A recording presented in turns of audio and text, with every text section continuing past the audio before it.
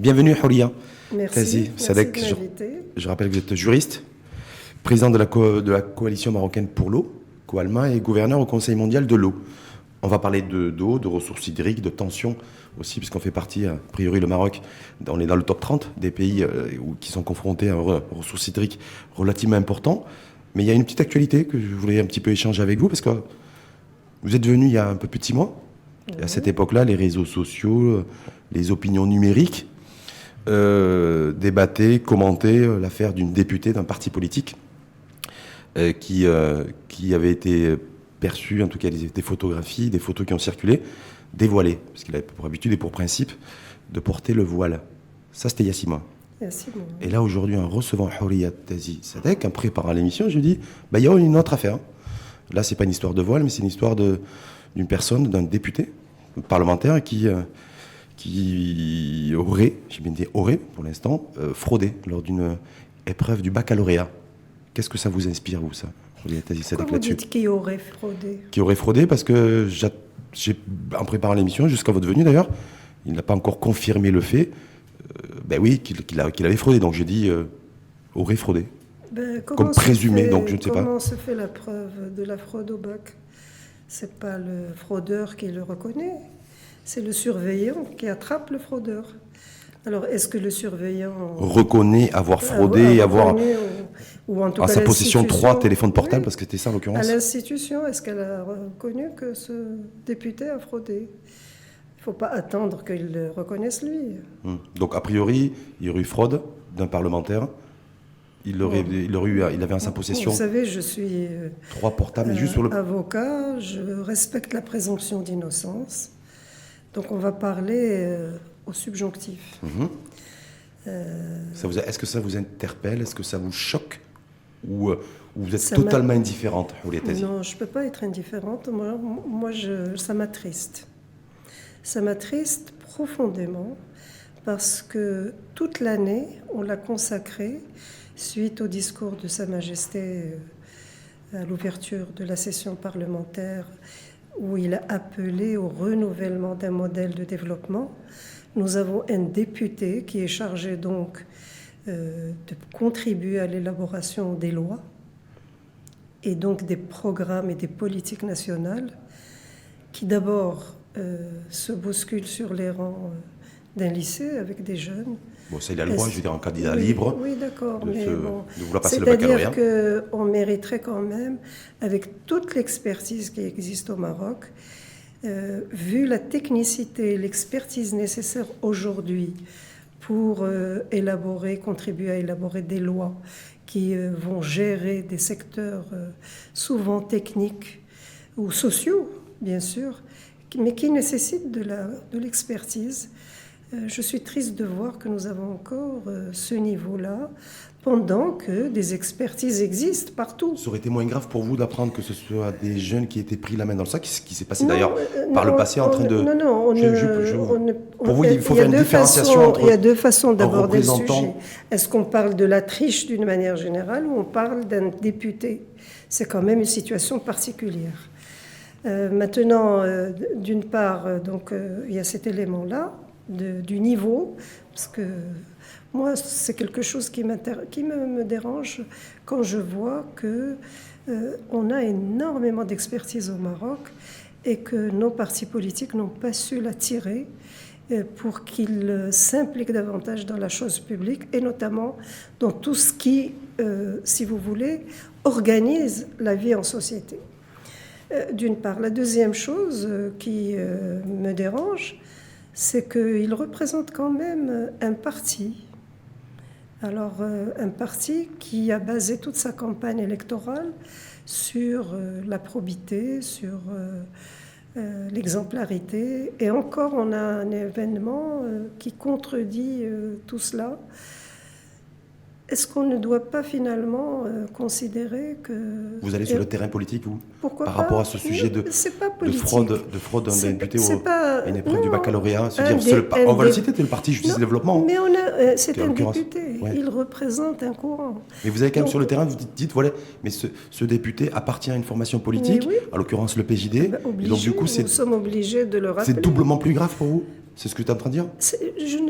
Je ne donne pas de niveau de gravité. Je parle d'une situation, je vous ai dit, qui m'attriste, au fond.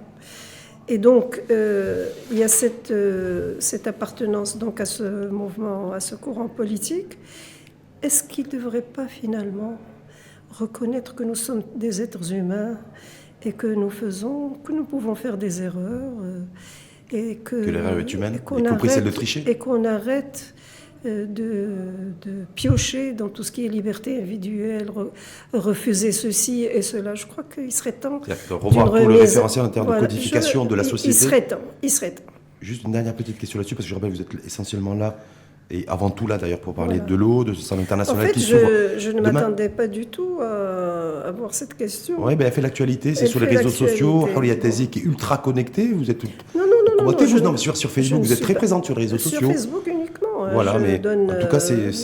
J'essaie de contribuer à une réflexion. Je ne suis pas connectée pour parler de ma vie privée ou des choses de ma vie. Je suis connectée pour débattre de sujets de l'heure et notamment de la question de l'environnement. Vous trouverez beaucoup de posts sur la protection de l'environnement, l'eau, tout ce qui est en lien avec la vie de la société ou de la chose publique. Y compris les hommes qui ne prennent pas soin de leur moitié ou de leur épouse lorsqu'elles sont malades, et qu'il n'y a pas forcément de réciprocité. Je me trompe ou pas? Est-ce que j'ai bien appris ma leçon en préparant la venue de Hawriyat Tazi? J'ai écrit un post sur ce sujet. Mais juste, on va passer là-dessus. Juste une dernière petite question, avant de faire la transition et de parler de l'or bleu, en l'occurrence l'eau. Hawriyat Tazi, est-ce que pour vous, sur cette histoire de fraude à une épreuve du baccalauréat, qu'est-ce qui est le plus, vous avez dit tout à l'heure, je ne vais pas dire grave, mais qu'est-ce qui vous retenait? Le fait qu'il y ait fraude ou le fait que ce soit un député qui fraude à une épreuve du baccalauréat? C'est une circonstance aggravante. Le fait d'être député? D'être adulte et député. Donc c'est plus grave. Donc s'il fraude pendant le bac, qu'est-ce qu'il fait par ailleurs dans sa vie? Dans sa vie politique, en tout cas, parce que sa vie privée le regarde. C'est une attitude. Donc, je vous ai dit tout à l'heure que je pratiquais la présomption d'innocence. Je ne peux pas glisser sur ce terrain, mais je me pose des questions. Et si, en tant qu'avocate et juriste, vous aviez à défendre ce cas-là? Il n'y a rien à défendre. La preuve est facile. Il est déjà condamné. Ce n'est pas lui qui apporte la preuve, c'est le surveillant. Si le surveillant reconnaît que ce monsieur a triché ou a copié ou je ne sais pas ce qu'il a fait, c'est acté. Il a été pris avec il n'y a rien à défendre là-dedans. Il y a rien à défendre. Il y a une loi, la loi 3213, élaborée d'ailleurs par un gouvernement qui était dirigé par le PJD, le gouvernement d'Abdellah Ben Kiran. C'est une loi, donc c'était en 2013 qu'elle a été élaborée, elle a été promulguée, elle est entrée en vigueur en 2016. Donc par son parti en plus. Donc, du coup, ça va être compliqué pour lui, certainement. Il n'y a rien à défendre.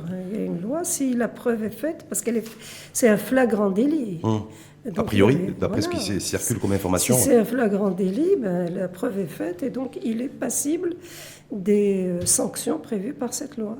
Donc là, cette fameuse loi 3213 qui interdit de posséder des téléphones portables ou tout objet technologique durant des épreuves d'examen. On passe à l'eau? Ah oui. Ouais, c'est plus sérieux comme sujet? Ah non, c'est aussi sérieux. C'est aussi sérieux? Aussi sérieux. D'accord, le fait qu'un député fraude au baccalauréat ou problématique, c'est très sérieux. Et la problématique de l'eau, c'est aussi sérieux selon vous, Hawriyat Tazi? Pour moi, c'est peut-être plus sérieux, mais j'aurais voulu qu'un député soit suffisamment sérieux pour s'occuper de questions de l'eau, plutôt que d'aller tricher sur les bancs de l'école. En tout cas, on revient sur l'eau. Donc il y a ce salon international qui s'ouvre demain, c'est la 6e édition. Oui. Donc, Salon international des technologies de l'eau, c'est ça? Et de l'assainissement. Et de l'assainissement à Casablanca, sur 3 jours, 11, 12, 13. Oui. Quand on parle de la problématique d'eau, le chef de l'État il y a eu plusieurs travaux qui ont été menés. Il y a eu un discours, je crois que c'était l'an dernier à la fête du trône. Oui. Si ma mémoire est bonne, Al-Houssima, c'est bien ça? Sur cette problématique-là, on se dit, voilà, aujourd'hui, quel est le principal souci?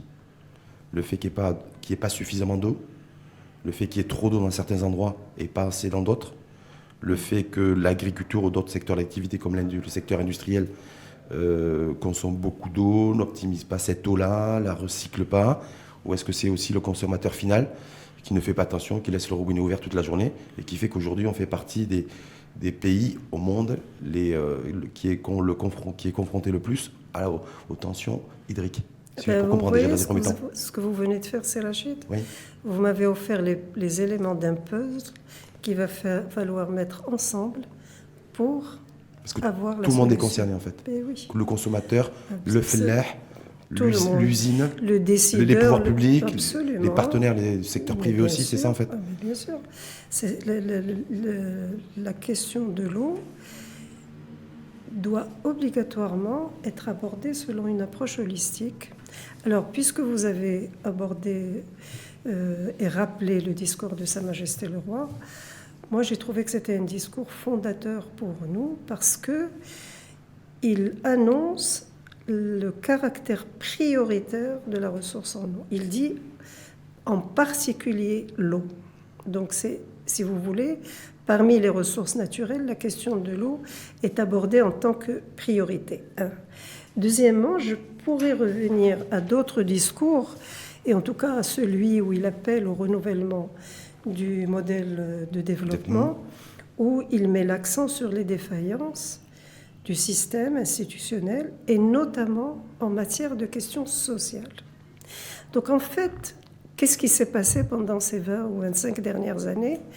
On est passé d'une approche technique à une approche où on intègre la dimension personne humaine et donc la dimension sociale, mais également parmi les personnes qui réfléchissent sur les concepts au niveau international, on considère aujourd'hui que l'eau est un bien économique, que c'est un bien politique, c'est un bien culturel et c'est un bien qui a un lien avec la paix, la sécurité interne. Et quand je dis paix, c'est la paix. C'est la paix au niveau international, mais c'est la paix sociale et l'équité. Donc une fois que vous mettez tout cela ensemble, vous voyez un peu où sont les problématiques. En même temps, je voudrais attirer l'attention sur le fait qu'aujourd'hui, on a finalement compris les liens entre la question de l'eau et la santé publique. C'est-à-dire que quand on ne fait pas d'assainissement, quand on ne travaille pas sur la question de la qualité de l'eau, ça rejaillit sur la santé publique. 80% des maladies sont d'origine hydrique. 1 décès sur 3. Chez nous, dans le monde? Dans le monde. Chez nous, on est un peu et dans les mêmes ça touche justement les populations défavorisées qui n'ont pas accès à l'eau potable. Voilà. Aujourd'hui, dans notre pays, je crois savoir, je parle sous votre couvert, qu'on est à peu près sur des niveaux de 96, 97, 98% de personnes qui ont accès à l'eau potable. Alors attention, il faut distinguer entre le milieu urbain et le milieu rural. Ouais. Donc, mais si on fait la somme des deux? Non. On n'est pas déné. Je n'aime pas les généralisations. Pour vous, il faut segmenter urbain-rural? Non, dans le diagnostic, il faut être le plus près possible de la réalité et du contexte. Maintenant, dans les politiques et dans les décisions à prendre, il faut avoir cette approche globale. Bon, en milieu urbain, et je tiens à différencier les deux parce que franchement, quand quelque chose marche dans ce pays, il faut apprendre à le dire. Bien sûr, mais dire pourquoi aussi. Bien sûr. Quand ça marche, dire pourquoi ça marche. En milieu urbain, il faut dire que dans les villes grandes et moyennes, nous avons de l'eau en permanence et de manière pérenne. Ce qui n'est pas le cas dans d'autres pays du même niveau. Si on reste sur l'urbain, donc tout le monde a accès à l'eau? Oui, de manière... à son domicile? Oui. Est-ce que cette eau est traitée? Est-ce que tous les ménages et tous les logements sont raccordés à un réseau d'assainissement? Parce que il y a tout un circuit. Il y a l'arrivée, il y a l'eau qui arrive, qui est celle potable. Qu'on consomme, qui est visible. Voilà. Et maintenant, une fois qu'elle est utilisée, qu'est-ce qu'on en fait? Ça, c'est un deuxième niveau de réflexion. Bon, là, il n'y a pas encore la généralisation de l'assainissement partout, mais on a fait un grand pas en avant dans ce domaine. Là, il faut reconnaître ce qui se fait, parce que ce n'est pas facile. Ce sont des questions et des décisions difficiles à prendre. Elles sont coûteuses, qui nécessitent de l'expertise, etc. Maintenant, et une gouvernance qui soit claire aussi, parce que très souvent on fait un copier-coller vers la France. La France est un des rares pays dans le monde où la gouvernance est très compliquée. On ne sait pas trop qui fait quoi. En matière de gouvernance d'eau et d'assainissement, de tout ce modèle. La difficulté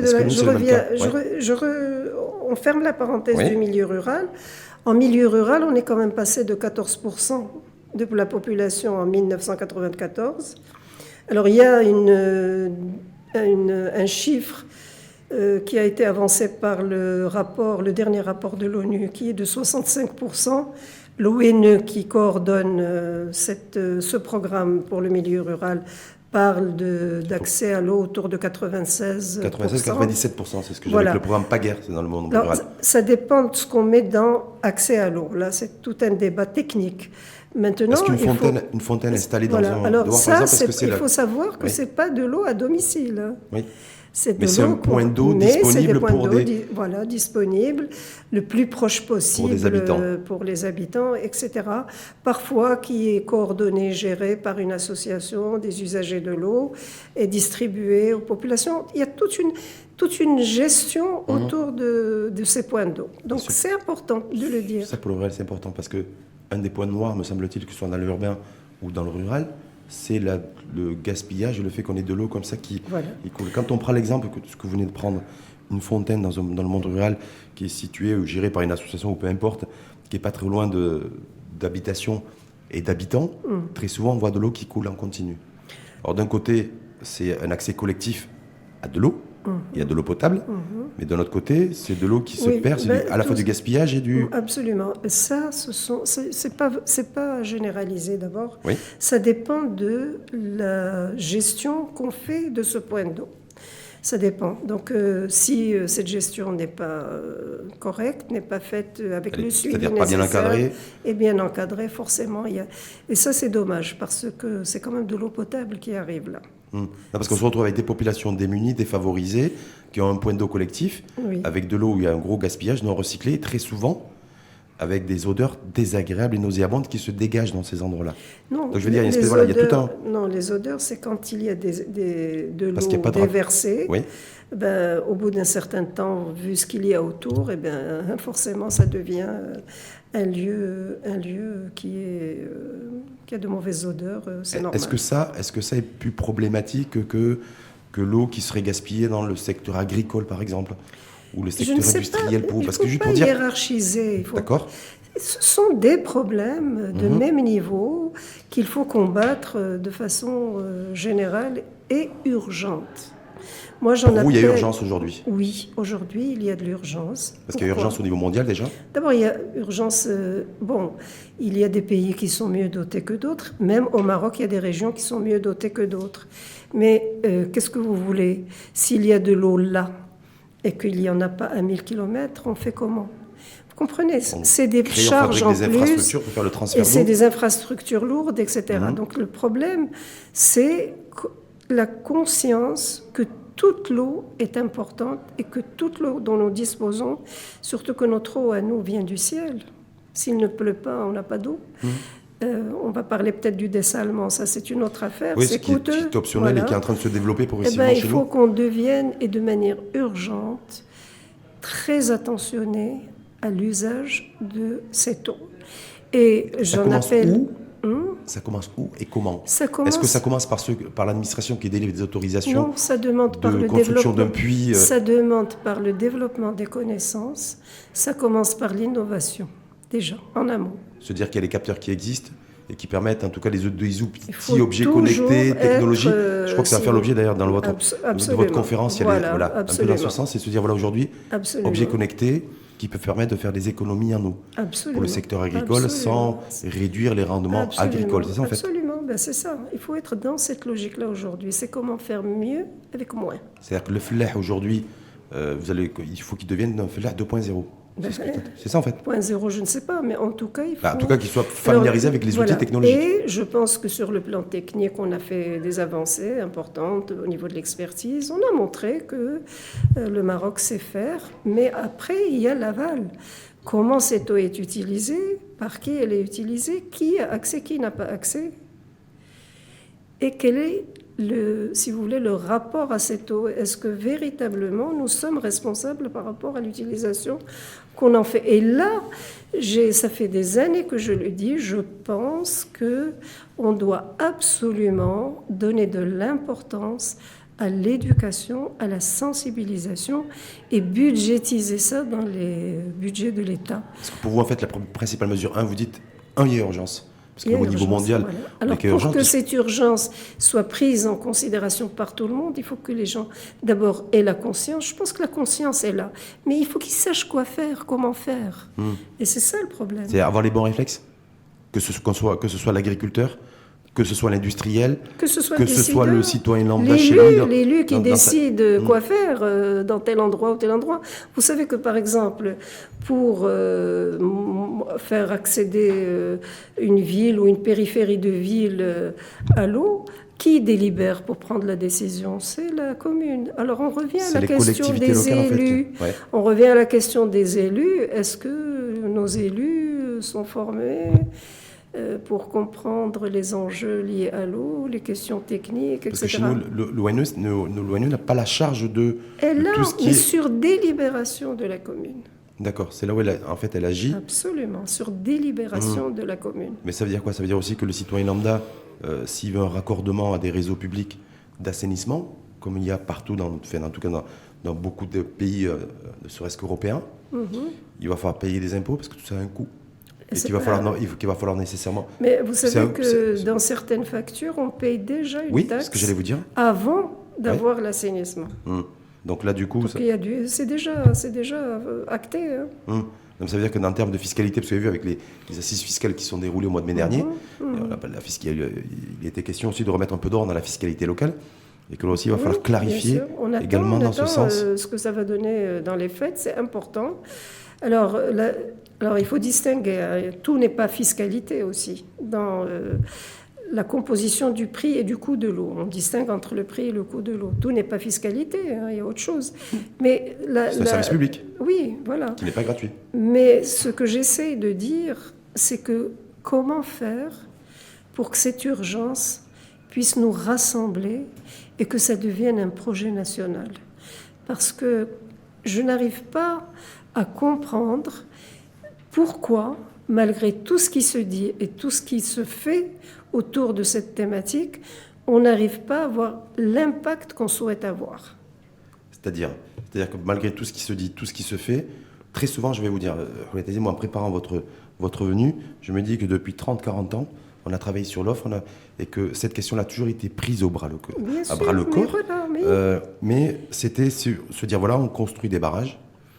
C'est l'offre. On essaie de travailler sur la retenue d'eau parce que, comme vous l'avez précisé tout à l'heure, l'eau, essentiellement chez nous, elle tombe du ciel.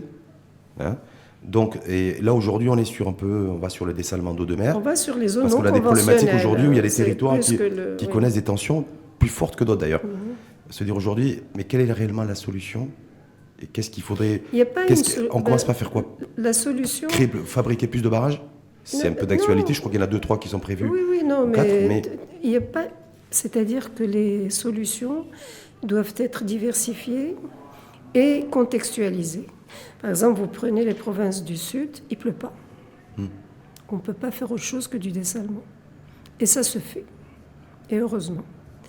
Maintenant, quand il pleut et qu'on laisse cette pluie partir et ruisseler tranquillement pour aller n'importe où, c'est pas normal. Donc il faut les travailler. Oui. Donc il faut déjà optimiser l'utilisation de l'existant et évidemment, quand il n'y a pas de solution, aller vers des solutions extrêmes comme le dessalement, parce que ça a un coût. Oui, surtout qu'on n'a pas l'expertise. C'est cette expertise qui est israélienne et australienne qui... On a commencé. Avec toute la technicité, on commence à l'avoir aujourd'hui. Oui. Et par rapport à toutes ces questions-là, parce que je crois que ça va faire l'objet aussi de tables rondes lors de votre événement, assainissement, recyclage. Parce que là, le gros point noir aujourd'hui, c'est de se dire, après avoir travaillé, avoir fait un focus sur l'offre, les barrages et autres, aujourd'hui un peu les stations de dessalement, c'est de travailler sur la demande beaucoup plus, et que tout ce qui est recyclage des eaux usées et autres... De toute façon, les demandes monde se multiplient et sont diversifiés.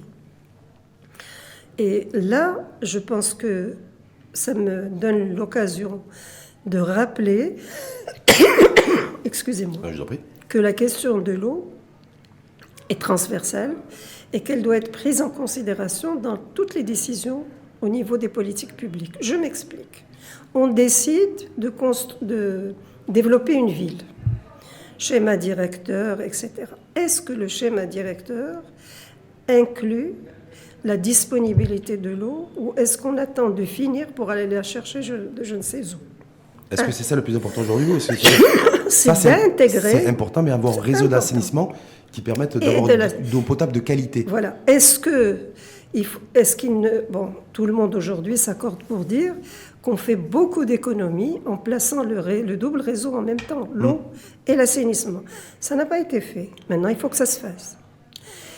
Lorsque on décide... Vous appelez à ce que ce soit prévu dans le cahier de charge, en fait? Mais oui, dans les appels d'offres aussi, il faut que cette question soit prise en considération. Dans les financements, il faut qu'elle soit prise en considération. Maintenant, vous prenez par exemple la politique du tourisme, c'est magnifique, on veut des touristes. Mais est-ce que le tourisme et les infrastructures touristiques sont adéquates avec la présence de l'eau ou la rareté de l'eau? C'est-à-dire que quand il y a des pics touristiques, il y a plus de consommation d'eau. C'est-à-dire la question des loisirs. Quel type de loisirs on met à la disposition du touriste? Est-ce que ces choix-là sont faits en fonction de l'eau existante ou est-ce que on envisage des loisirs qui demandent beaucoup d'eau alors qu'il n'y en a pas?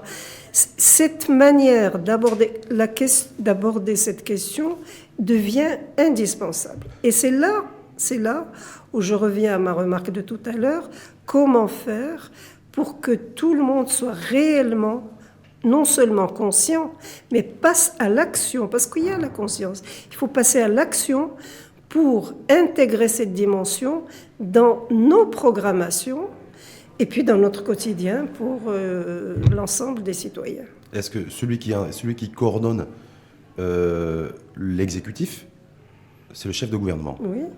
Donc, comme vous l'avez dit tout à l'heure, si j'ai bien entendu et bien retenu, l'eau, c'est transversal. Transversal. Est-ce que, par exemple, vous avez eu un échange déjà avec le chef de gouvernement là-dessus, pour le sensibiliser, pas? Parce que je me dis, moi, aujourd'hui, voilà, c'est transversal. Vous appelez à ce que ce soit prévu dans les différentes politiques publiques qui doivent être conduites. Nous sommes en train de faire un travail qui entre dans le cadre de nos missions, puisque l'une de nos missions, c'est de faire des propositions, d'être une force de proposition. Et d'être un peu le poil à gratter aussi, non? Oui. Où tous les acteurs ont émis sur une page le contexte, parce qu'il y a plusieurs métiers dans le métier de l'eau. Dans leur métier, chacun le contexte. Donc forcément, le contexte décrit ce qui va et peut-être ce qu'il faut encore améliorer, et avec des propositions. Et justement, on a eu un événement à Marrakech, vous vous souvenez, sur le Business Dialogue, où nous avons traité de la question de la gestion des risques, parce que nous sommes face à la menace du dérèglement climatique qui annonce une raréfaction, mais aussi des situations extrêmes, c'est-à-dire inondations et sécheresse. Ce qui a déjà commencé. Bien sûr. Et donc, on a découvert d'abord une chose importante, c'est qu'il y a au niveau du ministère de l'Intérieur des dispositifs qui se mettent en place, et donc au ministère de l'Intérieur. Mais en même temps, nous avons encore besoin d'affiner la gouvernance, les textes, et aussi, il faudrait que localement, une autorité puisse, quand il y a sécheresse, interdire, comme ça se fait dans d'autres pays, même de laver les voitures avec de l'eau potable. Oui, complètement, mais même dans les pays développés le font. Voilà, mais bien sûr. Donc, tous ces réflexes, si vous voulez, et ce niveau de décision décentralisé au plus bas doit être davantage amélioré. C'est-à-dire qu'en fait, tout est en train de changer et tout va très vite. Mais il faut aller vite. Les changements climatiques et puis la question de l'eau au niveau mondial, au niveau Maroc. C'est la première victime du changement climatique. Il faut le savoir. Ça sera la première victime. Et je vais vous dire juste une chose. Quand il n'y a plus d'eau, il n'y a plus de vie. C'est clair. C'est pour ça qu'on l'appelle l'or bleu aujourd'hui. On dit que l'eau, c'est la vie. C'est pas une image, c'est une réalité. Quand il n'y a plus d'eau, il n'y a plus de vie du tout. Cette 6e édition du Salon international des technologies de l'eau et de l'assainissement, l'accent va être mis essentiellement sur quoi? Et j'ai envie de dire sur qui? Parce que la gouvernance, il faut agir aussi. Alors, parce qu'il y a sur qui. Donc sur qui et sur quoi? Une double question. On souhaite, à travers il y a 3 temps. Il y a le salon, l'exposition, c'est-à-dire on met à la disposition des Marocains tout ce qui se fait dans le domaine de l'eau, un peu de public, pas un peu, le public essentiel est là. Qui joue un rôle majeur. Un peu de privé, l'université, les start-up, les associations. Donc c'est tout l'écosystème en fait. Voilà. En fait, le CITO a été, parce que maintenant le CITO a 10 ans. En 2009, on a été les premiers à montrer quels doivent être les acteurs à mettre autour de la table. Et enfin, ce sont tous ceux-là. Et vous avez vu tout à l'heure, quand vous avez évoqué les problématiques, inconsciemment, vous avez en même temps évoqué les acteurs. Donc, il y a cette exposition. Il y a la conférence internationale. La conférence internationale, nous avons choisi comme thème une réflexion autour de l'eau et le nouveau modèle de développement. Et dans notre esprit, dans ce futur nouveau modèle de développement, ou modèle de développement tout court, l'eau doit être en priorité. Parce qu'en fait, c'est quoi? Dans ce nouveau modèle de développement, et l'eau qui est centrale, c'est en termes de production, gestion et consommation de l'eau, en fait. C'est ça. Parce que dans ce nouveau modèle de développement, ce qu'on ignore, c'est que les choses vont changer. Il va falloir qu'on habite de nouvelles habitudes. Mais il y a aussi les modalités de financement, qui gère quoi, la gouvernance. Et puis, autour de la question de l'eau, comme c'est une question qui a un lien avec l'équité et la justice sociale, nous avons invité 4 personnalités connues pour leur réflexion sur tout ce qui est éthique, droits de l'homme, société, etc. Donc il y a le professeur Abdeslam Cheddadi, historien. Il y a Sidris Liazami pour la question des droits de l'homme, Si Mohamed Naji, qui est en même temps historien, économiste, et une expertise internationale, monsieur Antoine Besbous, qui a une connaissance du monde arabe, puisqu'il dirige l'Observatoire du monde arabe. On leur demande de nous tracer les contours d'un modèle de développement, parce qu'il y a le projet eau, mais il y a la société, comment la société doit être appréhendée dans un modèle de développement. C'est-à-dire que clairement, cette édition 2019 va être, vous allez mettre le cachet, le paquet sur l'humanisation en fait. Faire parler l'histoire, faire parler les voix, des droits. Après, il y a des panels techniques. Oui. Après, mais pour vous, c'était important aussi. C'est important parce que voilà, aujourd'hui, on parle de droit à l'eau. Il est consacré par la Constitution. Mais malheureusement, le gouvernement actuel n'a pas encore mis en place les textes d'application. Comment on ne sait pas encore. Comment c'est-à-dire, écoutez, un droit, quand vous réfléchissez en termes de droits de l'homme, quel que soit le droit, ce sont des droits, on va dire, progressifs. On n'attend pas qu'à partir de 2011, qu'il y ait généralisation définitive et totale sur tout le territoire. Ça reste dynamique. On comprend que ça demande de la disponibilité et que ça demande des moyens. Donc la logique des droits de l'homme, ce sont des droits progressifs. Mais un droit qui n'est pas reconnu doit permettre un recours. Et le recours a ses conditions. Et tout cela n'a pas été mis en application. C'est la juriste qui parle. Oui, on parle de justiciabilité. Oui, c'est un minimum. Vous voyez ce que je veux dire? Quand j'ai assisté à des réunions sur la réforme du code pénal, code de procédure civile, cette dimension environnement, eau, etc., je pense que c'est une affaire de jeunes. C'est une affaire de jeunes, très souvent. Est-ce qu'il n'y a pas dans l'inconscient aussi Et comme ceux qui aujourd'hui réfléchissent c'est ma question de fond, n'ont pas cette sensibilité. Est-ce qu'on doit être interpellé par ce qui s'est passé en Europe il n'y a pas très longtemps? C'est à peu près plus d'une quinzaine de jours. Il y a eu des partis écolos qui ont bousculé l'ordre établi, en tout cas la carte politique européenne, avec une jeunesse d'ailleurs qui a voté massivement. Alors je vais arriver à la 3e séquence et je vais vous apporter la preuve de ce que vous êtes en train de dire. Depuis la 4e édition, à chaque édition, on a réservé un temps pour les jeunes, parce que c'est important. Mais pourquoi? Pour leur expliquer que la question de l'eau est un métier et que c'est une source d'investissement, d'emploi et même une source de création d'entreprises. Mais avec la montée du digital et de cette idée de start-up qui personnellement me fascine, ils me fascinent ces jeunes. Vraiment, les capteurs dans les champs agricoles, c'est de l'innovation, c'est la technologie. Ils me fascinent. On a décidé d'organiser un hackathon. On en a fait un à la 5e édition et on en fait un pour cette 6e édition. Mais vous savez que les jeunes se bousculent pour venir. On n'arrive pas à prendre tout le monde. Et donc, est-ce qu'ils se bousculent aussi parce qu'il y a la motivation sous-tendue du digital. Du digital, mais c'est parce que ça touche l'environnement et qu'ils ont la même sensibilité que les jeunes Européens voilà. qui ont... Alors, j'ai attiré l'attention pendant des années en militant pour le droit à l'eau sur le fait que la raréfaction de l'eau pouvait pousser à si vous voulez, des mouvements de contestation.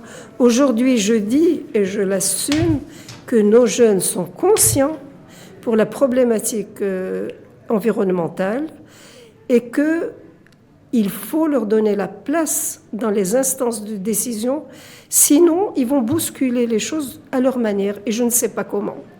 Donc, il faut prendre en considération la question environnementale au Maroc. Donc, en fait, on est réellement dans un environnement, un monde totalement mondialisé. Mais oui. Ce qui se passe partout se passe aussi chez nous, et c'est les mêmes enjeux, les mêmes défis. Mais vous savez, quand vous évoquez la question des ressources naturelles ou de l'eau, vous évoquez les questions de l'existence des citoyens. Et aujourd'hui, la contestation se fait autour des conditions de l'existence. Elle ne se fait plus pour l'idéal sociétal, en tout cas, idéologique, on va dire. Elle se fait partout autour des questions et des conditions de l'existence. C'est marrant que vous dites ça parce qu'il y a certains experts qui disent que toute la bataille technologique que se mène le président des États-Unis, en tout cas les États-Unis et la Chine, elle est sous-tendue aussi par une guerre souterraine sur l'acquisition de terres et voilà. Mais évidemment, le foncier. Et le foncier, compte tenu que le globe, je crois que la superficie, sur l'ensemble, 70% de la superficie de la planète et du globe, c'est de l'eau. Donc il y a peut-être la bataille souterraine, elle est autour de l'eau. Ben, ça fait longtemps. Vous savez, le chantier qui a été lancé par les Chinois, déjà pour avoir un diagnostic, l'ensemble du pays, le nombre de personnes qu'ils ont mis dessus, et ils l'ont fait, et tout ce qui est en train de se mettre en place en lien avec le respect de la nature, c'est difficile chez eux, c'est très compliqué. Mais ils font énormément de choses en ce moment. C'est-à-dire que la prise de conscience, elle est faite. Alors, il y a les questions écologiques, il y a le digital, c'est-à-dire tout ce qui est intelligence artificielle et l'innovation. Voilà les 3 axes qui, à mon avis, vont marquer la prochaine période. Et qui, en tout cas, ont commencé à être un marqueur de rupture déjà. Absolument. Dans les différents modèles disruptifs aujourd'hui. Voilà. Merci en tout cas. Merci à vous. Hawlia Tazi. C'est vrai que je rappelle donc juriste, président de la coalition. Je voudrais quand même dire que vous avez banni le rose. Comment ? Que vous avez banni une couleur ? Non, ça c'est une autre affaire. On en fera une autre émission sur ça. Je voudrais juste inviter tous les Marocains. L'entrée et la visite du site est gratuite. Vous êtes les bienvenus. 6e édition du Salon international des technologies de l'eau et de l'assainissement. Ça nous encouragerait à faire plus. Ça démarre demain ? Demain. Et ça dure jusqu'à jeudi ? Jusqu'à jeudi soir. Donc ils peuvent venir visiter l'exposition. C'est l'entrée gratuite. Tout le monde est le bienvenu. Et ça nous encouragerait à travailler plus et à faire plus. Voilà. En tout cas, c'est l'engagement que vous avez pris. Oui. Avec votre mandat à la fois de président de la coalition marocaine pour l'eau, Coalma, et également au sein du Conseil mondial de l'eau, parce que je rappelle que vous êtes gouverneur au sein de ce Conseil mondial de l'eau. Et donc il y a aussi cette dimension aussi planétaire. Bien sûr. Et intercontinentale aujourd'hui. La question de l'eau, c'est une question qui véritablement occupe les dirigeants du monde entier. Merci en tout cas. Merci à vous. Hawlia Tazi Sadek, donc juriste, président de la coalition marocaine pour l'eau et gouverneur au Conseil mondial de l'eau, donc 6e édition du Salon international des technologies de l'eau et de l'assainissement qui s'ouvre demain à Casablanca et qui va s'étaler sur 3 jours. Merci. Merci à vous et belle journée. Belle journée.